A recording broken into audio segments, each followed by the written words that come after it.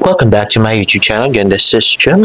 At ito nga post ng Honda Philippines, bring a touch of champion to your ride with Winner X Gold Cast Wheel Color. Arrive in style and sophistication wherever the road takes you. Ride yours today. Ayun na nga, napaka-cute na si David Licauco na bagay sa Honda na maging model. At next naman, ayun, the picture perfect David Licauco for Urban Time Tommy Hilfiger watches. Ayun na nga si Mr. Perfect, Mr. David Licauco. At free David Licauco photo card only on Urban Time.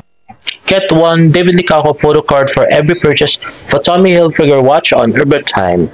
Shop now. At yan na nga, morning, buhay serye. Pulang araw, taping day 96, 30th October 2024, Utah car. At ito yung Japanese soldier. At yan naman si David at saka si Kenzie na may video. Let's watch this. Okay lang ba, bro? Ano lang ako si David, ingat ka palagi. Isusupport ako sa'yo palagi. Ingat ka, ha? Alam ko ako mag-video greet. Hindi, sa'yo. Para sa'yo to. Salamat Okay, ginaya yung kay Derek. Ay, in fairness, cute ni David dito, di ba? Oh, parang bata. Text.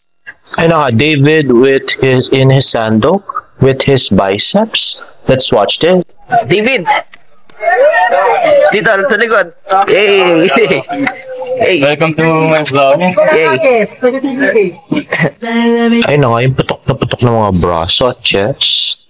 And the Mr. Perfect, Mr. David Licauco. Video ni Elise. At ito na nga yung ilang araw na picture or sinusot ni David kahit no nagpa-food cart yung David Troops. So parang merong malagim na nangyari. So sino kaya yung pinatay dito? At si David ba yung pumatay dun sa tao? At ito nga pictures ni David.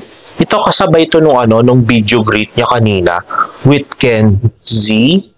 Next ay tweet ni Twilight Madness, stumbled on this 24 oras clip about Pulang Araw and Barda. Audrey Carampel, paano naman kung ka-eksena mo si David? Si Dito hindi si Roshi.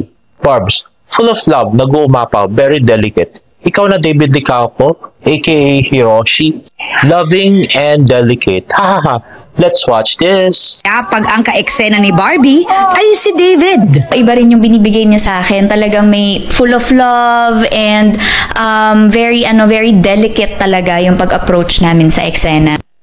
Ay, true naman Barbie na full of love. Tumatagos nga hanggang sa amin yung eksena. Ramdam namin yung full of love niya. Anyway, next. So next ay this month's issue of Filipino-Japanese Journal featuring Barbie Fortesa and David Licauco is available for free. Grab your copy at distribution points along Japan. Ayun na, thank you Filipino-Japanese Journal for featuring Barda. Ayan, where to get the journal. Next ay article ng Abante, sumibat pa tape si Barbie, inihatid ni Jack sa airport by Jude Lally. Ayan na nga guys, si Jack, si Barbie at saka si Tito Tony nasa NAIA kaninang umaga. At umalis ngayong Miyerkules, October 30 ng umaga si Barbie Fortesa Chicago, Illinois.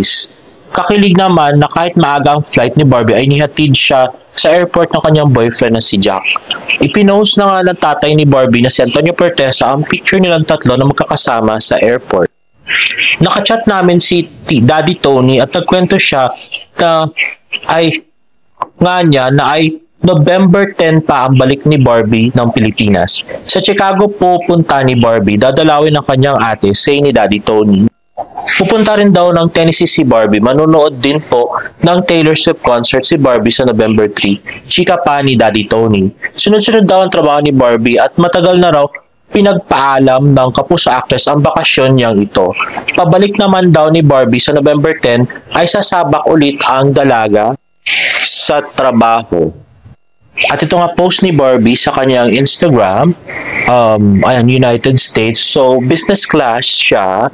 At buti naman hindi niya sinama si Jack, no? Kasi kung sinama niya pa si Jack, tapos siya pa yung magbabayad ng trip, di ba magbubuka siyang sugar mama nun? Nagpapagawa pa ng bahay si Jack, no? Di ba? So, Dapat lang talaga hindi niya sinama. At next is a video posted by Miss Isabel Bulatao, the cute and handsome David Licauco at the Mascara Festival in Bacolod. Ito mas malinaw to kasi kuha ni Miss Sab na mukhang kasama rin niya sa flow. Ay mga landers at namimigay ng cup si David. At yun mga fans na nagsihiyawan. Ayun. So the very slim David Licauco. And lastly, ito naman video ni Dennis Trillo. Let's watch this. Ngayon, share ko naman sa inyo yung pinagdadaanan ng isang Hapon na koronel sa isang taping. Ito yung sinend sa akin ng aming language coach na si Rio. Ito yung isa sa mga VO sa pinadala niya, pinag-aaralan ako. Bakaero! Yakuta zume! Naze da? Naze Adelina de la Cruz o nigashita da? So isa lang yan sa mga VOs na kailangan kong pag-aralan for today. At ito pa yung mga iba. Yan. Ayan. Ito pa. The list goes on and on. Good morning.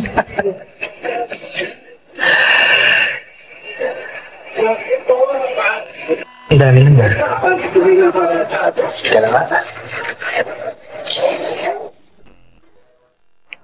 Grabe, ang dami nga nun. At saka si Colonel Saito, minsan puro Japanese yung kanyang lines.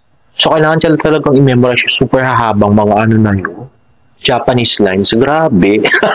Napamura na lang tuloy si Dennis. Ay, nako. Pero believe kami sa'yo, Dennis. You are so great. And I think contender ko pa rin sa Best Actor for Pulang Araw. I think nga, ikaw yung pinakamagaling dito sa show na to, sa totoo lang. Magaling din si Alden, pero ikaw talaga yung stand out. Pero gusto ko rin si Alden. Anyway, at actually si David din magaling.